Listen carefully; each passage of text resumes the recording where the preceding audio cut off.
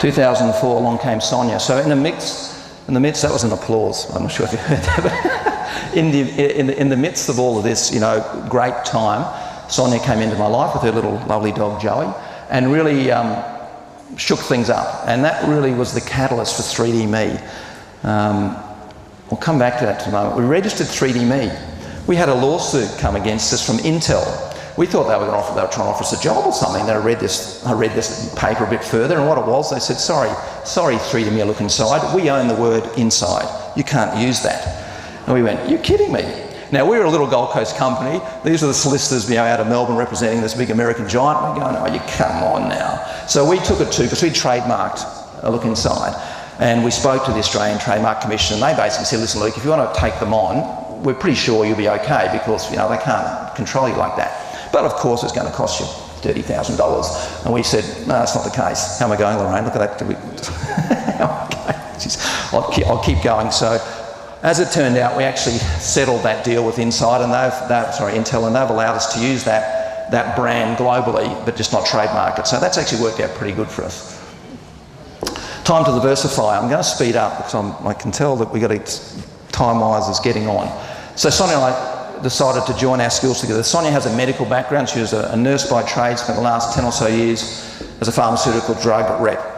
Had an incredible knowledge of the human body, an incredible knowledge of medication, of medical issues. And I thought, you know, there was an opportunity here to change things. We had a fairly substantial investment in V2I. That's our studio on the Gold Coast. And it was a matter of how we could use this investment to diversify into other business models. So we had to rethink our business models, because with V2I it was all about fee for service. Client would come along, pay us a fee, we would do a design or do a visualisation, and that was the end of it. We thought there's got to be a better way. We wanted to set up a licensing perpetual income where we'd spend hundreds of millions of dollars on visualisation and then put it all in the bin. We thought, this is silly. If we can do the same thing and create assets and stories that we can reuse, it would make a lot of sense. So 3D Me was all about creating the human body in 3D and reutilising those assets.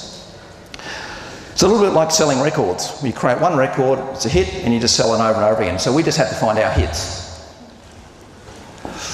So we established some visioning statements, and for us it was all about improving global health and education using the digital revolution. Again, this ties back to our journey, a life after kids, so to speak, and the ability to connect. We also thought that health and education was a slightly more stable industry than property, given the realities of what's happened over the past 30 years and certainly what's happened over the past 5 years.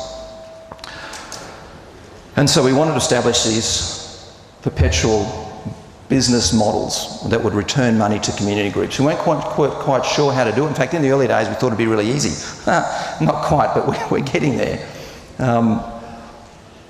We established three main areas. One is 3D Me Community, based on national health strategies. One is 3D Me Learning, based on national curriculum. And then our partnerships, we felt was very important to help achieve those goals, was to form partnerships, as we have done with Lions and LDAF, and as we're trying to do with other groups. We have a good partnership with Griffith University and the University of Queensland.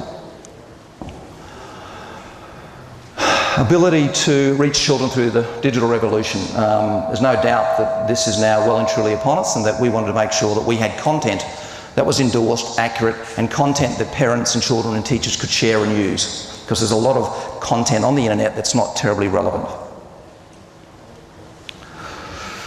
But the challenge that we had is that we would go to meetings with Queensland Government, with state education, state health. They had no idea what we were talking about. Some of them didn't know what animation was. This was probably 5 years ago. So we thought, well, we just got to show you, because they couldn't quite put it together. So along came the Ice Age. We did a little promo on ice, because at the time, and it still is quite a prevalent, prevalent drug. And so we did a demo on what happens to your body when you take crystal meth. Not that you shouldn't take it, although obviously you shouldn't take it. We weren't being didactic. We were simply wanting to provide an education tool to understand what happens when, to your body when you take it. We just wanted to give you the facts. And that was good, because it gave us a tool, and that started to open up some doors. So it was a good thing. We were very confident about it. We thought, we're finally getting somewhere, because people could start to understand what we were wanting to do.